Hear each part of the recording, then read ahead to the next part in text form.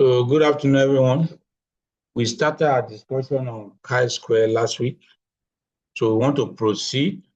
We have solved some type of chi-square, namely Pearson chi-square.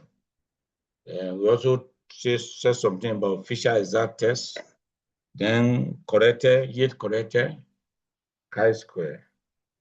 So I think we discussed, okay, I think that's what we saw. Have we discussed the McNema? No, chi-square for trend. I wouldn't know when we stop. I think we stop at those three. I think chi-square for trend we start today. Or have we discussed chi-square for trend last week? No, sir. Okay, we start No, with sir. it. No. Thank you. So let's look at chi-square for trend. We have discussed Pearson chi-square, which is the commonest anyway, in honor of the person that first uncovered chi-square, Sir Carl Pearson. So let's look at chi-square for trend. So it is used to assess whether a binary variable varies linearly through the level of an ordinal variable. Can you see? We made mention of two variables now. A binary variable varies linearly through the level of an ordinal variable. So there are two variables. That's that you are looking at the association between one binary variable. Since they talk about whether it varies along the levels of ordinal variable. So the binary variable is the outcome variable, while the ordinal variable is the exposure. So a binary means that this variable, there are only two possible options: yes or no, male or female, alive or well, employed or not employed. Any variable that there are only two possible outcome value is binary or dichotomous variable. So it is only used when you are considering a binary outcome, whether it changes the percentage, the desired proportion vary across different levels of an ordinal variable. So the exposure variable now is ordinal in the sense that it's categorical, but there are rankings, there are different levels, like level of education, maybe occupational category or level. Think of other things, rank in the military, in any profession where we have rank. So that is ordinal. Education is the commonest thing that will come to your mind. So the essence of this is just to know, is there any trend? That's why you see, is it that as this is moving along, is increasing or decreasing? That is the trend. That's why they call it chi-square for trend. So it's easier understood by using an example. An example, the table below shows the employment status among people of different level of education. Can one say that employment varies linearly along the level of education? So employment, education, you know that education will come first. So the outcome variable is the employment. And when you see employment status, say it's binary, mean employed, not employed. You employed, yes or no. Employed, not employed. That is the two possible value of employment status. And the exposure variable, which is the level of education. In this case now, you have 4 levels. The first one is no formal education. The second is primary education. The third is secondary education. And last is tertiary education. You see this example now. There are 300 people. Among the 300 people, there are 15 of them that have no formal education. 85 have primary education. 125, that's the majority, have secondary education. And 75 have tertiary education. So we want to look at When you cross-tabulate it with the employment status, see that there are 185 people that are employed, 115 people were not employed. So among the 185 people, how they distributed along those employment status? 5 for non-formal, no formal education, 35 for primary, 80 for secondary, down 65 for tertiary. But you may be tempted to say, okay, look at this thing. We have 80 for secondary. This is the highest. But when you look at it, it's not, we are not looking at that. We are looking at, for each level of education, what is the total? What proportion is the one that is educated among the total for each level? For example, for no formal education, there are 50 of them, 5 employed. That's like 3.3%. For primary education, there are 85 of them, 35 employed, which is 41.2. For secondary education, 125 of them, 80 employed, that is 64%. For tertiary education, that's 75. 65 employed, that is 86.7%. You see, when it comes to absolute value, that 80 secondary education is higher than 65. But when you look at the proportion of each of them based on relative to this category, you see that 65 for tertiary, way more than 80, because that 65 is out of 75 people, 65 employed. The other one out of 125 people, 80. So it is clear that the employment status is higher among the tertiary. You can see the, for you to know the trend is a percentage. But normally now you see that it increases, the percentage increases along. And the same, if you look at no employer, not employed, you see that the percentage that will decrease, the percentage that are not employed, decrease highest among the non-formal education up to decrease to tertiary education. So of course, they move in opposite direction because it's dichotomous. If you are employed, that shows that you cannot be not employed. If you are not employed, that shows that you cannot be employed. So now, this trend we have seen, the logic between type level is to see if this trend we are seeing is due to chance alone. It is statistically significant. And that is what you do. This one is quite different from those other ones where we are looking for expected value. It's a little bit, to be sincere with you, I don't see merit in even asking you to solve this time in exam. But apart from the fact that you should know the logic behind it, so that at least the computer, you know how to use the SPSS or data or whatever software to run the analysis. But it's just for you. It's a little bit, I don't take you through. Look at the end of the day, the chi-square will be 39, but 180. This one will not come out. So apart from chi-square for 10, maybe it may come out in a FCQ. But knowing how to solve it, to me, it doesn't even worth it. So the one thing with chi-square for 10, when you look at the value of the statistic, whether it's significant or not depends on the degree of freedom. The one thing is that the chi-square for 10, irrespective of the number of categories of the exposure variable, that is ordinary variable, we're talking about, whether 3 or 4 or 5 or 6 or whatever, the degree of freedom for chi-square for 10 is always 1. Degree of freedom is always 1.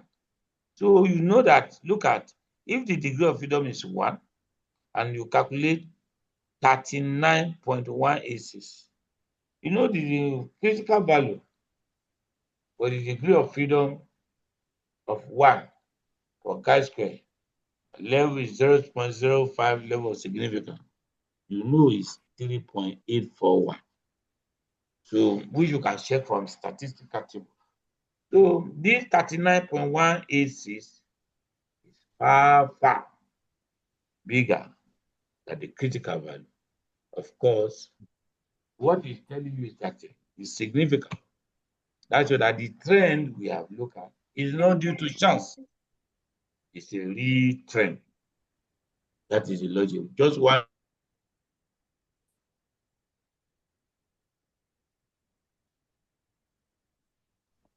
It's a real trend. Now, if we are to run it with SPSS, just go to analyze descriptive statistics, cross tabulation, and you do all those things there. Look at what it gives you. It gives you, look at the same thing. All those percentage we work there, it give it out. Then the chi-square for trend is linear. You don't want thing with computer is averaging. We do Pearson chi-square for you in case. So in Yang, disturbing them. Let me mute you. You are in lecture and you are filling records. Maybe you have forgotten. Nazil. I'm going to tell you also. So the Pearson chi-square, it will give you Pearson chi-square, likelihood ratio, no garbage in, garbage out. But linear by linear association, that is the chi-square for trend. That's the way the SPSS call chi-square for trend, linear by linear association. You know, I've already told you, SIG is the p-value. No, the way SPSS call p-value is SIG, means significant. So you can see that, of course, it will be significant. It means that the p-value is less than 0.01. You know, when you see p-value 0.0000 like that, you know, well, people don't want to say that zero. It's possible it can be zero because it's probability, but most of the time it's not zero. It may be that because the decimal place is long, maybe 0.00009. So to be on the safer side, when we see zero like that, we just write less than 0.001. That is so significant that it's very, the p-value, the probability that it's due to chance occurring is so slim. That's just it. I don't know if there's any question concerning chi-square for trade. If there's any question, let me know. Ask your question.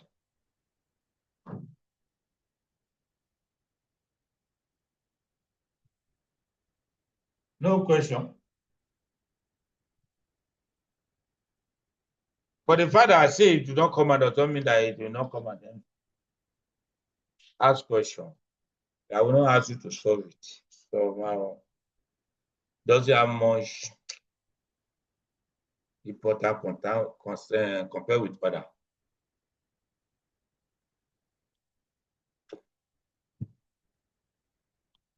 Okay, let's proceed.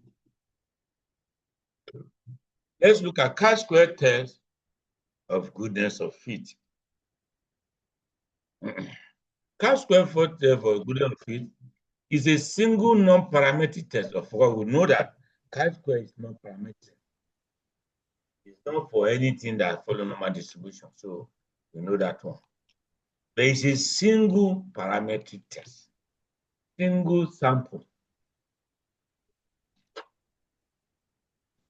Here now is not looking at association between two categorical variables. Chi-square for test of goodness of fit is not talking about association between two categorical variables. Nor the chi-square we have been mentioned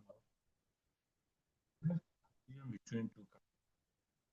If this one is only one variable, it's just comparing the frequency observed in a particular setting with one that has been observed before. You want to see, did they fit into what has been known before? It's also referred to as one sample goodness of fit test. It's used to determine whether the distribution of a categorical variable, for example, ABO block group, that's the common name that actually come to head and mind in the head. ABO block group. You know, the ABO blood group, the other is one of the four. A, B, A, B, and O.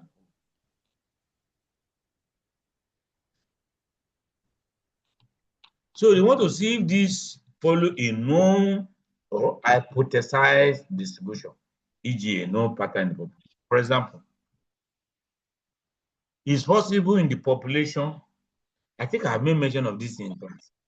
It's possible in the population, the people, you know, they have done the blood, taking sample from people in the population, that community, and they know the percentage of blood whole, which is usually the highest proportion, close to 50%. Most cases, 45, close to 50% in any population. The highest proportion is O, because proportion is close to half, while the rest, the remaining is distributed among the three other groups. So, Adiola Obaseki, Madam, let me help mute you.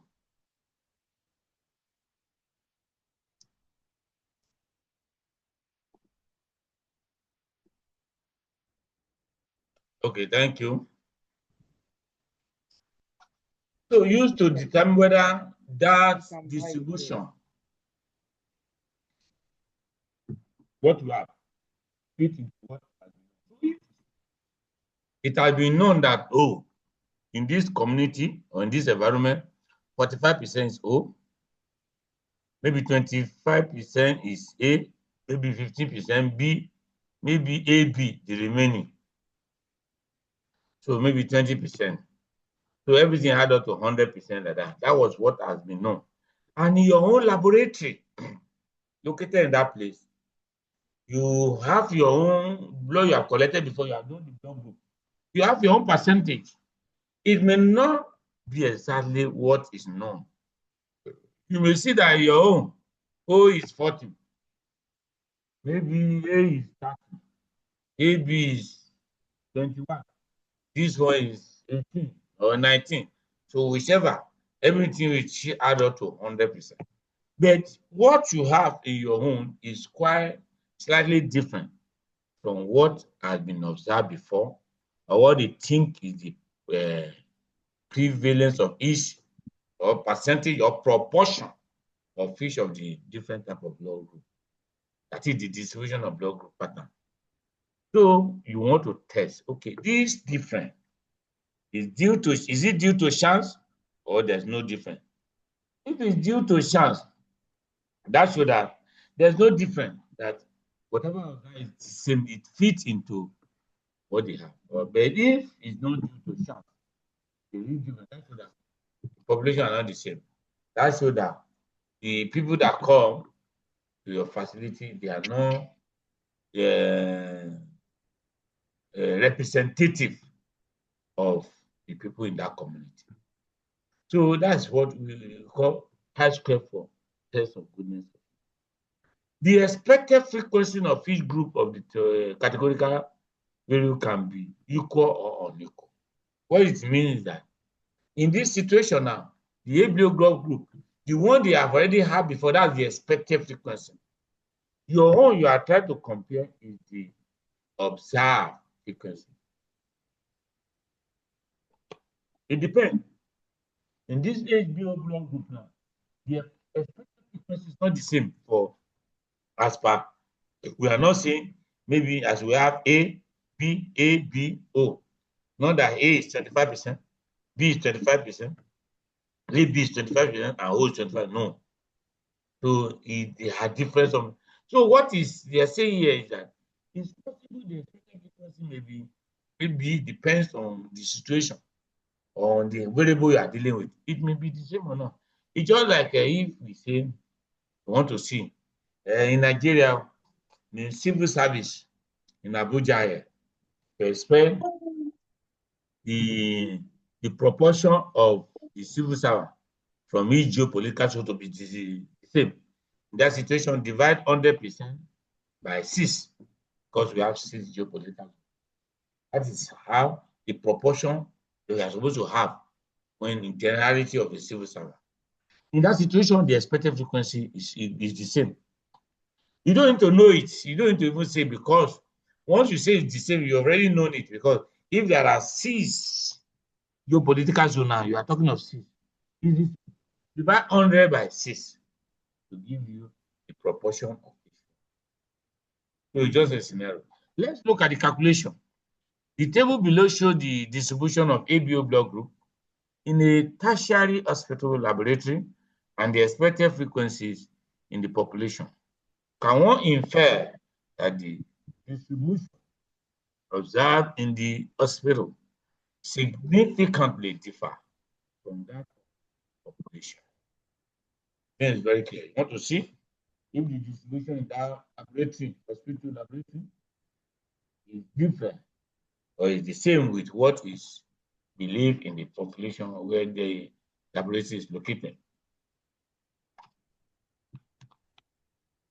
If you remember, it's the same chi-square formula known as string attached to it.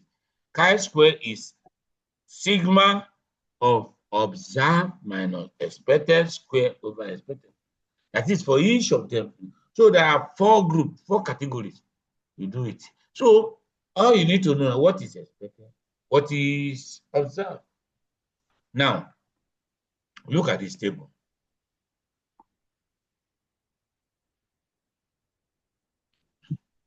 Here, the frequency, observed frequency, is A is 76 out of 300, and the percentage will be 25.3. B is 74, the percentage is 24.7. AB is 31, the percentage is 10.3. O is 119, the percentage is 39.7. That is the observed frequency, the percentage. So, of course, the 176, 74, 31, 119, these are frequency distribution, while the percentage is relative frequency distribution. Now, the last column is the pattern, the expected, what operates in the population, the percentage distribution in the population. You know, that one will be given to you in percentage. They cannot give it to you because this, when they did it before, they may not even tell you the sample size, how they calculated the percentage. It's none of your business. The only things that they are giving you the proportion in the population. You can only get a percentage. You don't have, number one, the frequency, because you don't have even the sample size. You don't know the sample size. Of course, if you know the sample size, you'll be able to extrapolate the frequency from the sample, from the percentage and sample size. But you don't even have. So there's no, even that one is not needed. But you just know, you know the percentage. So how do you calculate? We've already known the observed frequency, 76, 74, 31, 119. But for the distribution, the expected is given in percentage, you know the frequency they give us. So what you now do now, you want it because that's all you need. You need observed value, you need the expected value to calculate your chi-square. So all you need now is to now, the next table that is to calculate the observed. We have already known the observed, to calculate the expected frequency. And for us to calculate the expected, all you need to do, you don't even have the sample size for that one, but you apply that percentage to your own sample size, the one you observe. You know, the one you observe now is 300. Yeah, 300. You now apply the percentage. If you see, that is 25% of 300. What is 18.9% of 300? That would be B. 21.1% of 300 will be A. 18.9% of it will be B. 15.4% will be AB. And 44.6% will be O. So when you apply it, look at the next table, the last column. That's okay. 21.1% means 21.1 over 100 multiplied by 300. That is 21.1 of 100 over 100 of 300. So it gives you 63.3. That is the expected frequency. Then the second one, 18.9 over 100 times 300 give you 56.7. The third one, 18.4 over 100 give you times 300 give you 46.2. And the last one, 44.6 over 100 times 300 give you 133.8. These are the, we already know the observed frequency before. Now you are knowing the expected frequency. You now feed all this information into the calculation. 76 minus 63.3. 76 for A, 76 observed, the expected 63.3 square over 63.3. For B, block group B, observed is 74, and on the expected, which is 56.7, square over 56.7. For AB, the observed is 31, and on the expected, which is 46.2, square over 46.2. The last one, which is O, is observed is 119, and expected 133.8, square over 133.8. When you solve, remember, if you by time before you even divide, before you even square, when you do the minus, you see some will be positive, some will be negative. If you try to add all the positive signs, the ones that are positive, and also add the ones that are negative, they will balance each other. In the essence that if you try to add them to give you so. So of course, to overcome it, that's why we square it. That's why the name square came from, I square. Square it to remove that negativity from it. So divided by the expected. For each of these category, we now add everything together. The answer is 44.464. The degree of freedom is the number of categories of outcome minus 1. That is, for this block group now, we have 4 categories. So 4 minus 1. So the degree of freedom is 3. So if you look at the statistical table, the critical value for the degree for Cashwell, the degree of 3 is, the degree of freedom 3 rather, is 7.815. So the calculated value, which is 40.464, far higher than the critical value. Therefore, chi-square of 40.464 is statistically significant. Does it make sense? So you can say that this blood group distribution is quite different from what is in the population. That is, the one you get in your clinic is quite different from what you have in the population. Any question? So if you run it up, yes, go on. What's your question? Sir, please, I did not understand anything on population distribution. Your voice was not stable when you were explaining it. Oh, is that true that my voice was not stable? Yes, sir. Yes, sir. Yes, sir. I was sleepy, but I was just shaking my head, trying to balance up. That's great. But let me explain it. It's very simple. You get to know how the observe, you understand the observe, right? For you to know the observe is the one you have for the sample now, but the expected, for you to put in the expected into the formula, it has to be, it's not percentage, it's frequency. It's not relative frequency, it's real frequency. It's not the percentage one, which is relative frequency you use. It's the real frequency you use. And in your own, the one you are trying to test, of course, you have both, because you have the sample size, you have the frequency, of course, that you can calculate the percentage. But the one they are giving you in the population is the percentage they give you. They give you the frequency. Because you will not remember You know what the summarized study now is in percentage. You will not remember even the sample size. So what you now do is that you want to convert that percentage to frequency to give us the observed frequency. So that, though even the percentage also is the observable, but because it's a relative frequency, it's not whole number frequency. It's not whole numbers frequency. It's a percentage. So you want to convert it to whole number. And for you to do, all you need to do is to apply that percentage. Who is writing on the screen? Is to apply that percentage to the sample size of your own you are testing. So the sample size here is 300.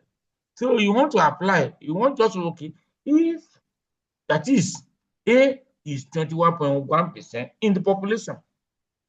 In your own study is 25.3%, which is 76, 25.3%. But in the population, it says 21.1.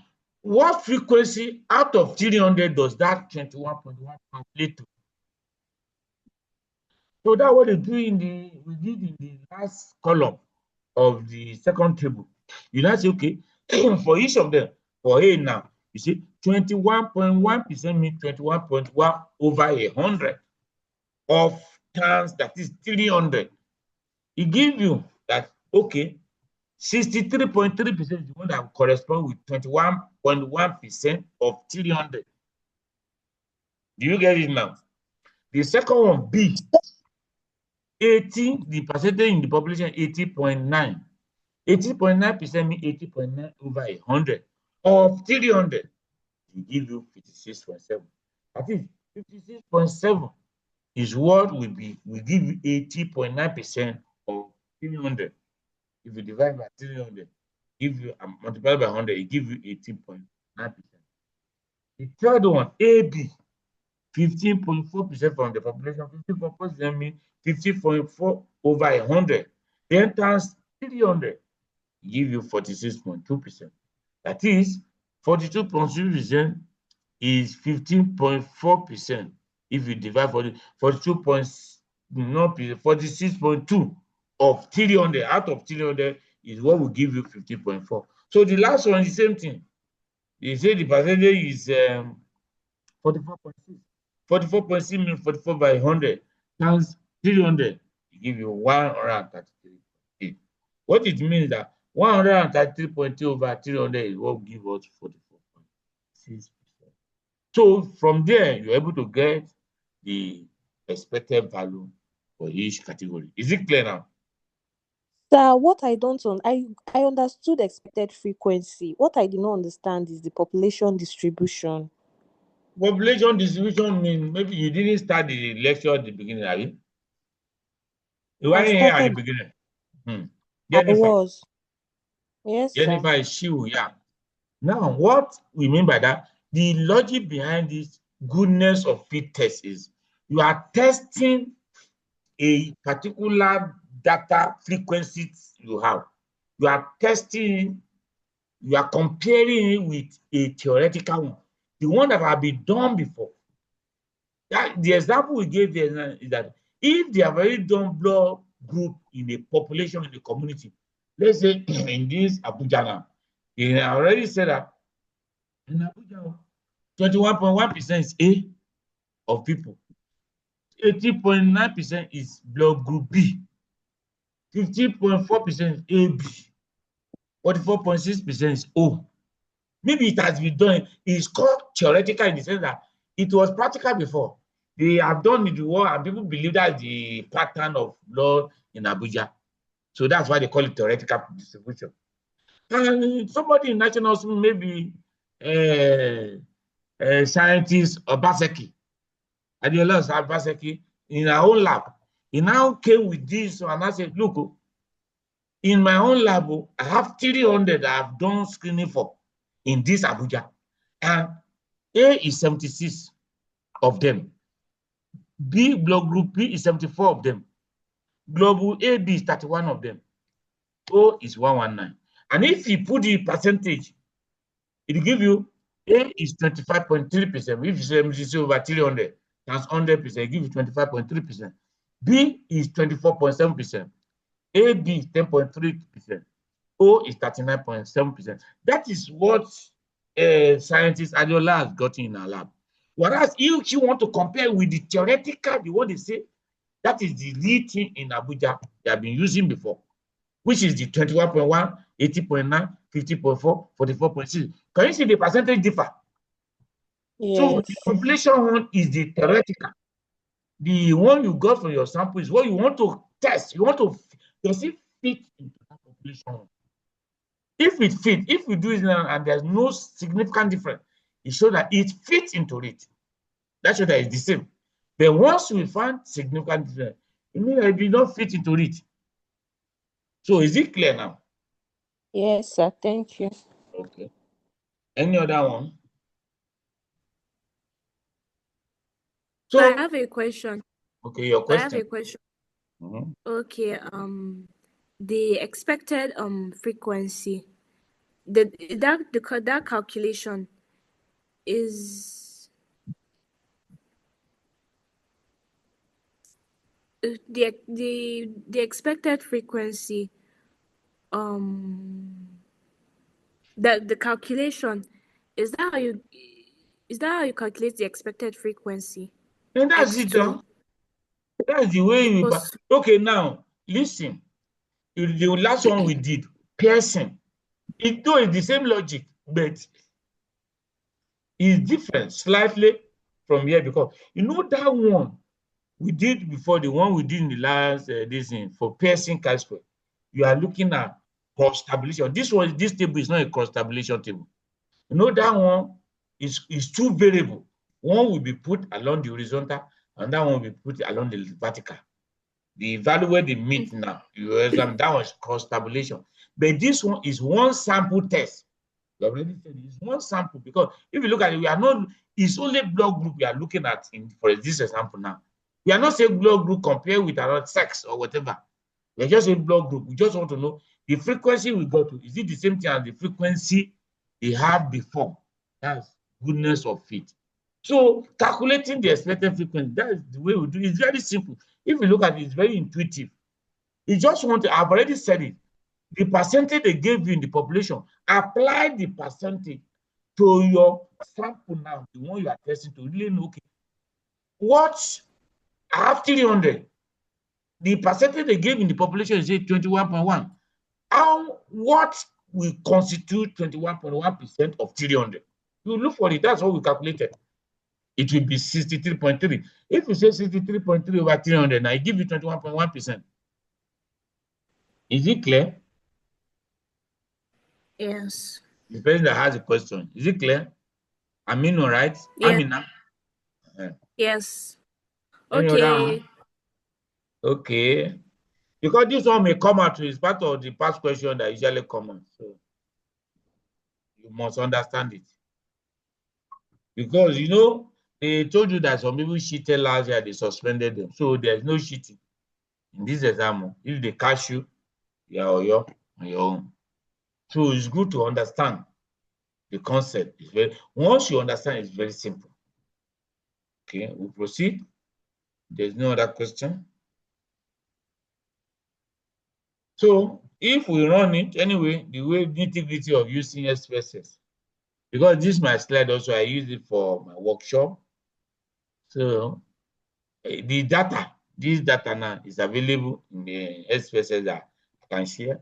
If let's say it's workshop we are doing now, I share with you. We run it this way. When you run it on SPSS, those are the steps involved. When you run it, look at the result. Give you chi-square, the same thing we calculated we had, 40.464. The degree of freedom is 3, and p-value is 0.02. Of course, you know that because it's 40.464, it's greater than, which is 7 point something.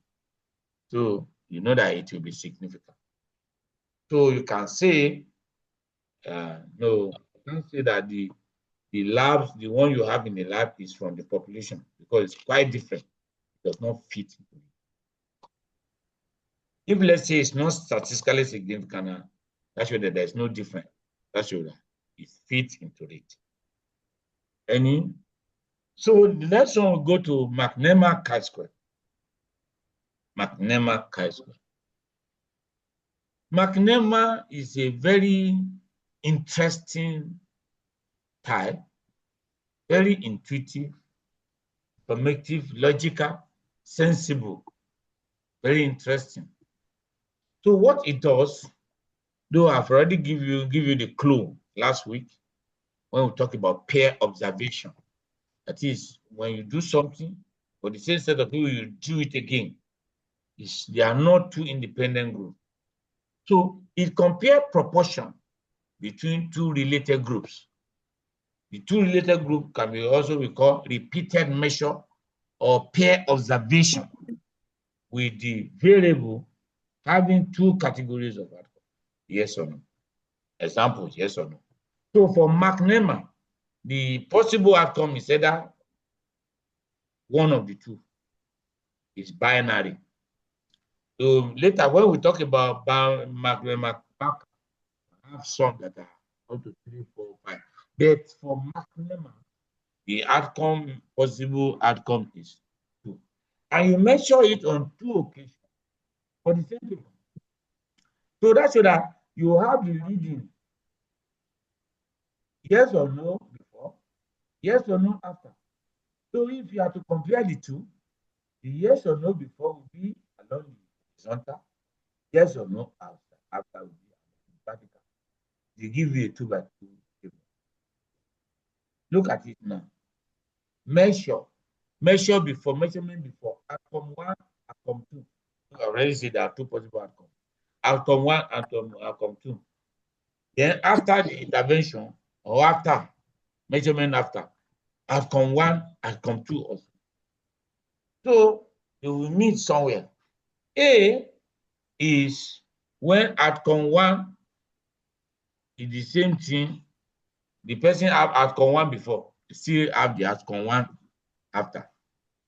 That's A. D, the person had outcome 2 before, still have the outcome 2. Those are the concordant, A and D. But it's the same thing they have after, before and after. But the discordant, they are the subject of the discussion, is the B and C. If you look at B, B was outcome 1 before and become outcome 2. C was outcome 2 before, outcome 1 after. So can you see? Now let's look at example. Don't let us use too much theoretical thing. Let's look at example below. The table below shows the hypertensive status of a group of adults before and after an intervention that involve lifestyle modification. The intervention significantly influenced their hypertensive status. The intervention. So if you look at it now, they want to do blood pressure measurement for people, and they say, how many of them? 300. Because same thing on them, carry around. Because I put all the data, oh, this one is 200. All of them, the population here is 200, and the sample rather 200. You see, when they did the assessment, they say, out of the 200, 60 were hypertensive, 140 non-hypertensive. And this is the total along the road. After they did the intervention, when they came back after some months, when they measured the BP, they that classify again. So out of the same 200 people, the same. So 40 were hypertensive, 160 non-hypertensive. You may even say, oh, there's an improvement because it was 16 that were hypertensive before, now it's slide down to 40. But all those 60, 140, 40, and 200, they are the total along the periphery. This is a 2 by 2 table. Those cells, A, B, C. A is 8. B is 52. C is 32. And D is 108. Now, from this, you see that 8 people were hypertensive before, they remain hypertensive after. 108 people were not hypertensive before, they remain non-hypertensive after. Those are concordance in the sense that it's the same thing they were before and after. No change. So what you are interested in per se, what change is 52 and 32. 52 were hypertensive before, they became non-hypertensive after. 32 were non-hypertensive before, they became hypertensive after. So you can see, they move in opposite direction. Now, I talk about discordant and concordant. This green area, they are the concordant. Discordant rather, they are the one you are interested in. Those ones that did not change, 108, they didn't change, so there's nothing to mention about them. So in McNema, the one that changed is the one you are interested in. So now, I want to ask you, it's a lecture, say that we are not the null hypothesis. If null hypothesis were to be true, the number that changed from hypertensive to non-hypertensive should be equal to the number that changed from no hypertensive to hypertensive. Hence, if null hypothesis were to be true, that is the number that changed from one to the other will be equal to the number that changed in opposite direction. So if, let's say, no, am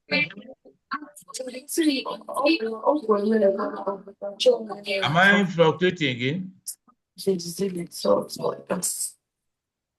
Yes, sir. A little bit. Okay.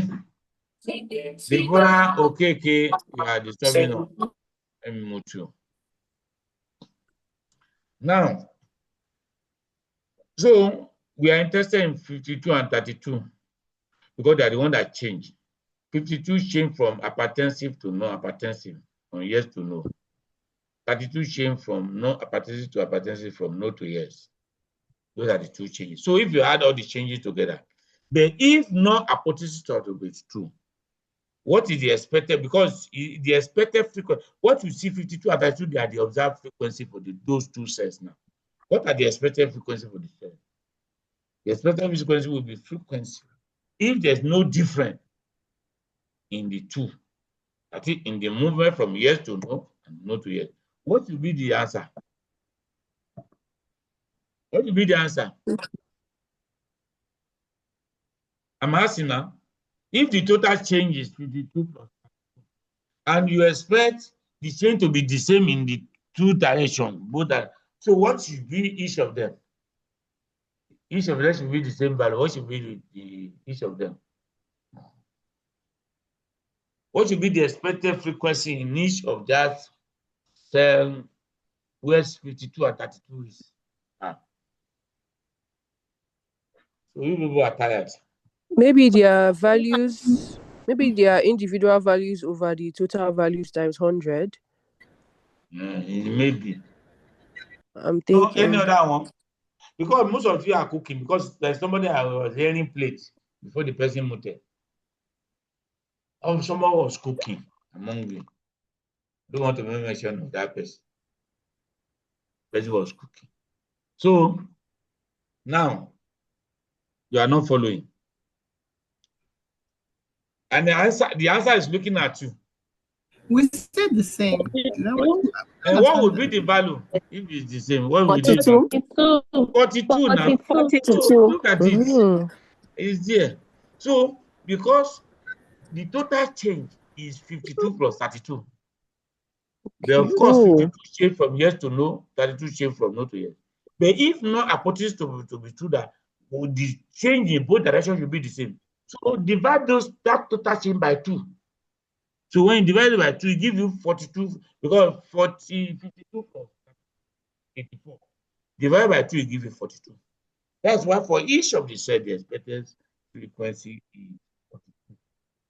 So if you apply the normal chi-square is equal to observed and sigma of observed minus expected square over expected. So for the first, we said I have 52 now. 52 minus observed square over 42. Plus the other one, 32 minus observed 42 over square over 42. Whatever. It gives you 4.762. Does it make sense? Now, the intelligent people, they came with one idea. Instead of even bothering yourself, they've discovered through intuition that those discordant sets, B and C, that's what you're interested in, discordant sets, B and C. The McNeman chi-square is B minus C over B plus C. That is the difference between the two values, discordant value, square over the addition of the discordant value. Can you see? 52 plus 32, everything square over 52 plus 32. 52 minus 32 rather. It doesn't really matter, even if it is 52 minus 50, 32 minus 52, because it will give you negative. When you square negative, it becomes positive. So it doesn't really matter. Is it the bigger one you put first or the smaller one? Doesn't matter. So 52 minus 32 square over 50. It gives you the same thing. The same value.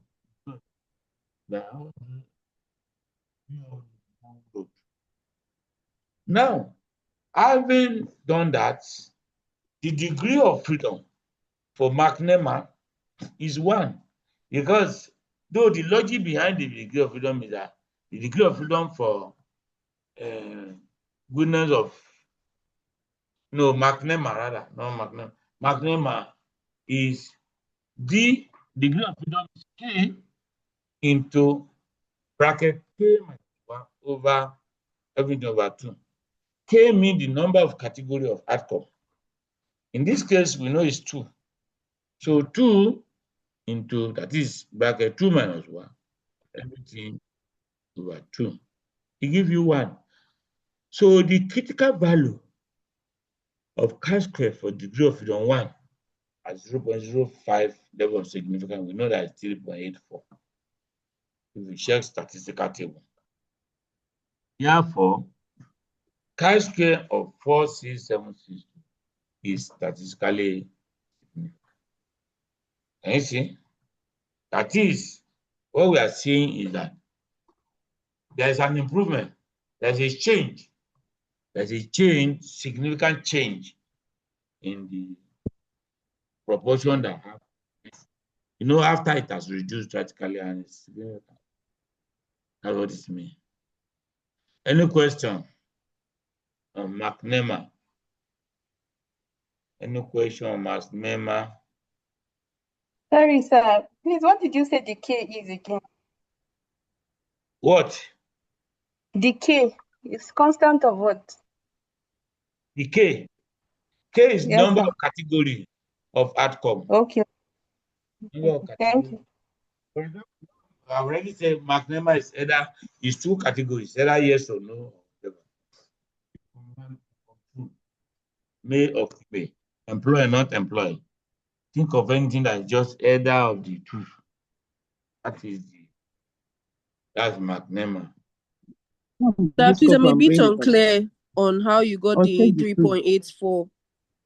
3.84. Yeah, the part of critical value of chi-square at degree of freedom equal to 1 and at 0.05 level of significant detail. Check your statistical table. You didn't come to class that day. Which day? I don't know. I'm a bit unclear on this particular one. The last day now, we expanded on it. Critical value on statistical table. Okay.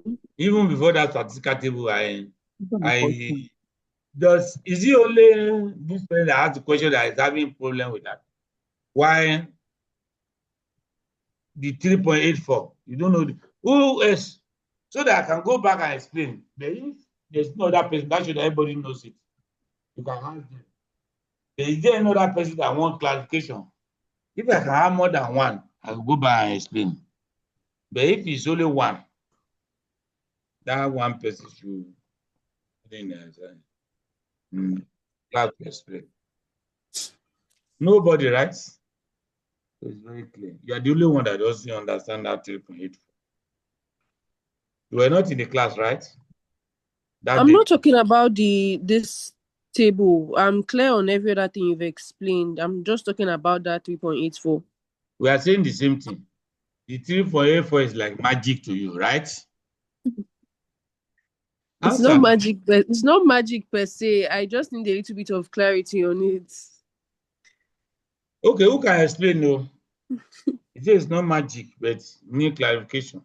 Well, this 3.84 now is not part of this work here. Is the critical value of chi-square at the degree of freedom 1 at 0.05 level of significance. And that is what we hammer on. I'm going back there now. Before we started solving, I was doing blah, blah, blah, blah, talking about all these things. Yeah. I say that when you say, we talk about chi-square, you know, they are different shape, depends on the degree of freedom. The shape of chi-square depends on the degree of freedom. The one for the degree of freedom of 1 is, so for the degree of freedom of 1, and look at this one at the upper right corner. Okay. This one. So when you see, because the chi-square is not normally distributed, it is when the degree of freedom is high, becoming higher, it begins to look as if it's normally distributed. It's usually skewed to the right, the way it is now. No flat. So for the degree of freedom 1, the area, you know that area under the graph is 100%, 1. So for the degree of, when you now divide it, you know, we already said that the level of significant issues is 5%. Then the corresponding level of confidence is 95%. If your level of significance is 5%, confidence will be 95%. That should have 95% and 100%, and 95 and 5% make 100%. So that area, so a line, if you are starting from a 0, that particular line, point, that divide the 95% of the area to one side, and the remaining 5% of the area is on the right side. That value, if you are moving from 0 to that place, that is the critical value. So, but this graph is for the degree of freedom 1. So the critical value, the value of chi-square that separates 95% of the area from 5% of the area is 3.84. That's the critical value for chi-square. Does it make sense now? Yes, I does. Thank you so much for clarifying. So that's the critical, and you see on the table you can see it. So if you look at this table now, you look at the color, look at the graph up. The blue, the light sky blue side is the 95. The dark blue side is, we know which one is sky. Yeah, you one that is darker blue side is the 5%. So if you now look at the table, where the color now is the confidence level, which corresponds. So look at 95. The one 95 here, that column fourth to the last. You see 95, 0.95. The corresponding, the blue is 0.05, which is 5%. That is the, if you choose 0.05 as your level of significance, that's so that your level of confidence is 95%. So this place now, look at the degree of freedom 1 from the horizontal here. The corresponding, is it not 3.841? 3.841, yes. For the degree of freedom 2 is 5.991. For the degree of freedom 3, 7.8165. For the degree of freedom 4, 9.488. For the degree of freedom 5, 11.071. For the degree of freedom 6, 12.592. For the degree of freedom 7, 40.067. And you see that? So when we say the critical value, so for you to know the critical value now, you must also, okay, what is the, you have to first calculate the degree of freedom. When you say the degree of freedom is 1. Look at the one we did now. for this, you won't just finish a measure of goodness of it. We calculated 40 point something, and the degree of freedom was 3. So the critical value for the degree of freedom of 3 is 7.815. So, and that thing we calculated is 14 point something, is higher. It's still significant. It's higher than the critical value. So it's clear now. Yes, sir. Thank you. Okay. Okay. Now, so we are done with chi-square test of good of it. We are done with McNemer. The last one is McNemer-Bowker. McNemer-Bowker. Okay, there's something I have not told you.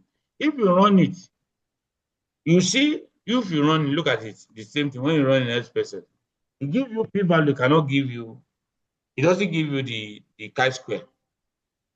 And yes, there's no computer, I don't know, no software has ever calculated as simple as it looks, McNemer chi-square, no software.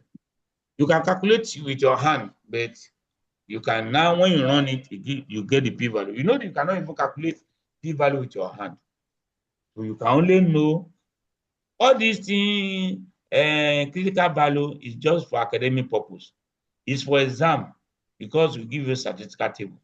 But in real life, when you are running the analysis, it gives you the p-value, so you even know. You see the value, you know that it's less than 0.05. It's significant. There's nothing to go out and looking at what is the critical value. You really know. Those were those days when there was no computer. Now, we have this information age. So the information, the computer will give it to you. It give it to you. Now, let's look at, now, I've already said you cannot calculate the p-value, but computer will calculate for you. But the computer cannot calculate the McNemer. You use your hand. So even when you are running your project, the computer will not run McNemer. It will not give you the value. And it's very simple. You know, the difference between the discorder and addition of discorder. Yet, you will not know the p-value the machine will give you. So it's a joint project between you and your machine. The last one on chi-square is McNemer-Bowker chi-square. You see now it's improvement on chi-square in McNemer chi-square. So McNemer was the one that described this, and Bowker now, applied, because McNemer applied to one that is is only 2 category of outcome. But when you have more than 2 category of outcome, so Bowker now explain. So this one now, I think I will spare you. Can give you more edit. So let me just create to example you will get to understand your down. Now, an example. When you have more than 2 category of outcome, for example now, the example here, the table below shows the socio-economic class of a group of adults before and after COVID-19 pandemic.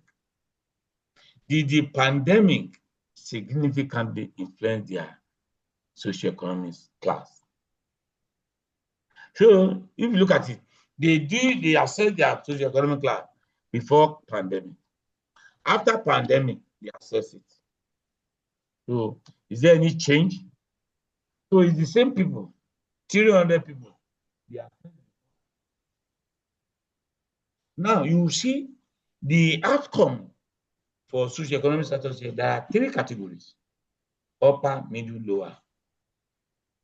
So it's different from McNemer, that is just 2. This is 3. It can be 4, it can be 5. Then once it's more than 2, so we know that it's more than 2, like in this case. So whichever way, whatever you do before you put along the horizontal. So how many cells will it give you? How many cells? I want to be sure that you are here. Is it not 3? You said how many cells? How many sec? How many cell? I didn't say categories.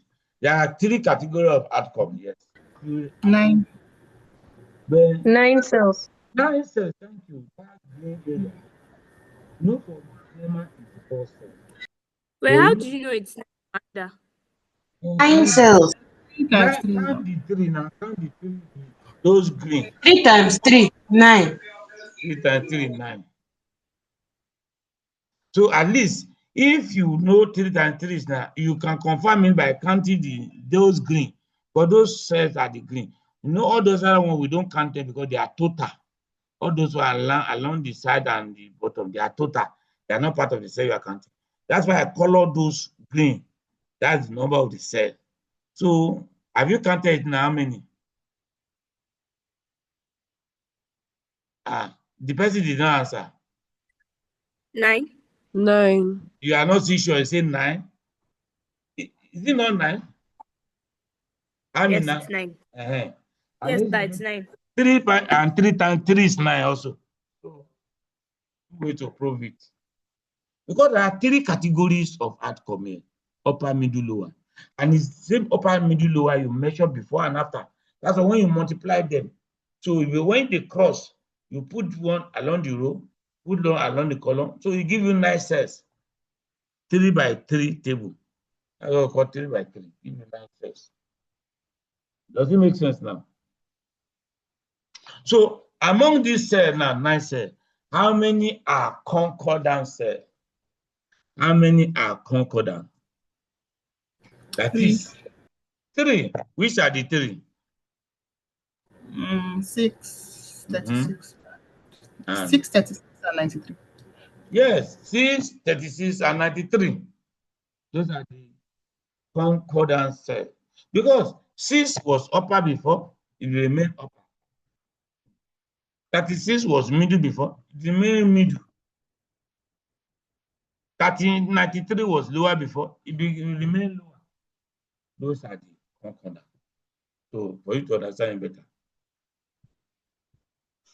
Are you see those concordant cells? They are the one that put white, because we are not interested in the concordant cells.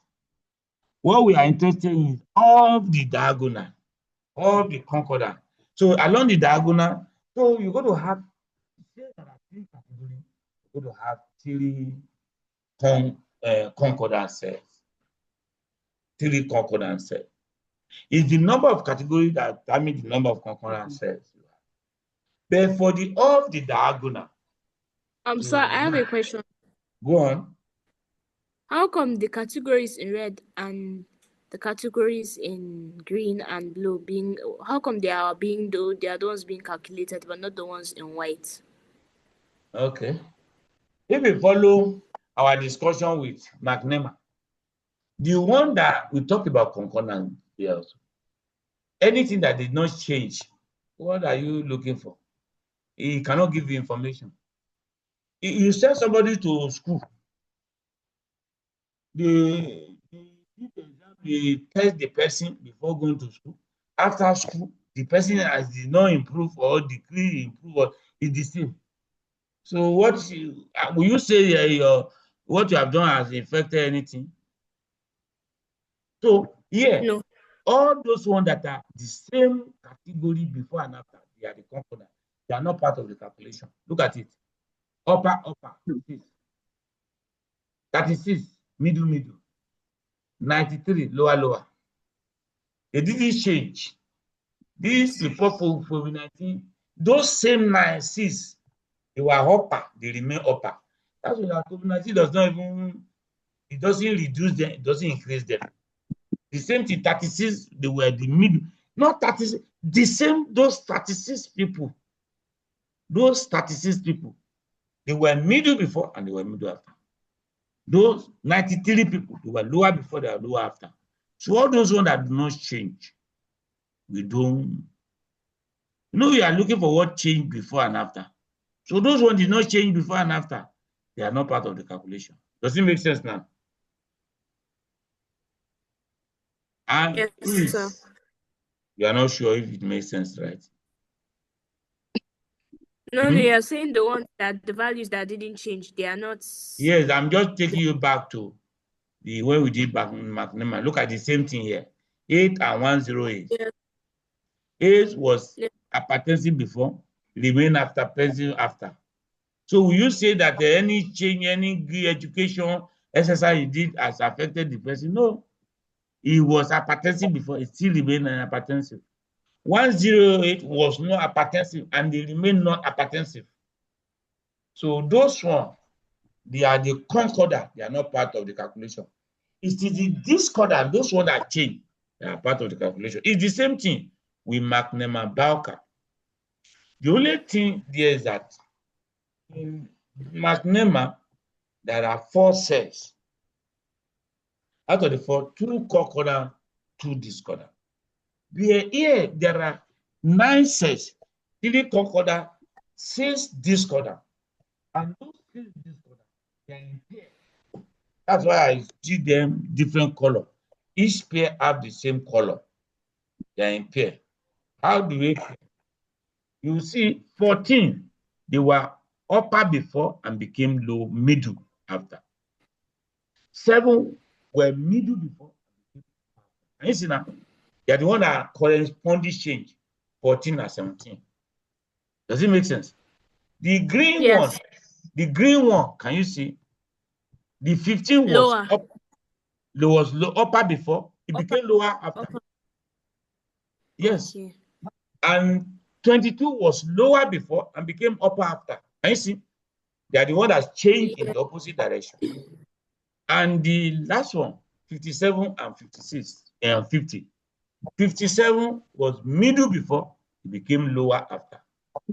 50 was lower before, it became middle after. Can you see now? Middle. So Yes, you see, those discorder, they are in pairs. Those pair discorder. So if you look at it, what you have there, they are their observed value. The expected value is the same way we calculated for. So for 14 and 17 now, if there's no difference, the change to be the same. So you have 7 plus 14 divided by 2. That's why I give you the expected for the 2 cells is 10.5. 14 plus 7 divided by 2. For the 2 cells, 10.5, 10.5 expected. For the other one, the green one, 15 plus 22, it gave you, you divide by 2, it gives you 18.5. For each of them is 18.5. While the last one, 57 plus 50, you divide, it gives you, you add and divide, it gives you 53.5. Each of them 53.5. So having known the expected and observed and expected, you put, can you see? We are talking about 6 cells now that are this corner. That's why what you are calculating is 6 places for each cell of that minus expected square. 14 minus 10.5 square over 10.5, 15 minus 8.5 square over 18.5. And you see everything like that. That's how you calculate the McNeman. So just the same way we did, there's a shortcut. Instead of you saying you are calculating expected, not expected, forget it for expected. Just say the difference of the discorder square over addition of the discorder. So you come here just 14 minus 7 square over 14 plus 7. 15 minus 20 square over 22 square over 20, 15 plus 22. 57 minus 50 square over 57 plus 50. It will give exactly the same thing. And the degree of freedom, we say is k into k minus 1 over 2. I think k is number of categories. There are 3 categories, right? So when you do it, the degree of freedom is 3. So if you say the critical value of the chi-square and the degree of freedom and 0.05 level of significance is 7.815. No, so this value we are calculating is not even up to the critical value. So that it shows that it's not significant. It shows that the socioeconomic status before and after, there's no difference. There's no difference in the socioeconomic status before and after. So if you go and run it, the same thing. So to give you, so this one, unlike McNeman, if you use machine, software to run it. It calculates Bowker and the p-value. It's only McNemar, as simple as it is, that no machine can do it. But this one can be calculated and the p-value calculated with it. Any question? So that is the end of chi-square. Lecture on chi-square. What's the time now? Should we go and introduce this 523? See, We didn't hear you. should we continue? Should we go and introduce? We'll finish. Any question on chi-square so that we can start discussing t-test, t-distribution? Nobody is answering me. Can we start discussing t-distribution now? Yes, sir, we can start. Let's start next time. Yes, sir. Guys, let's leave. You want to vote? Let's start Because- next week. Next week, sir. Next because week, Amina please, is sir. ready for work. You are not ready. Sir, next week, please. Next week, please, sir. So that we can digest this one. Yes, sir. Honestly. Yes. Okay. Yeah, it's better to start next week so that we can understand this one more. Okay, thank you. And that next week lecture will be the last for the midterm. So next week one, because next week is 24. We're having our midterm test first. So we give next week's one, then upper we will do midterm until after. Let's see, you may see even if it's on Zoom, we have our lecture close to December, because it's a 3-unit course. So that's the only 3-unit course now in your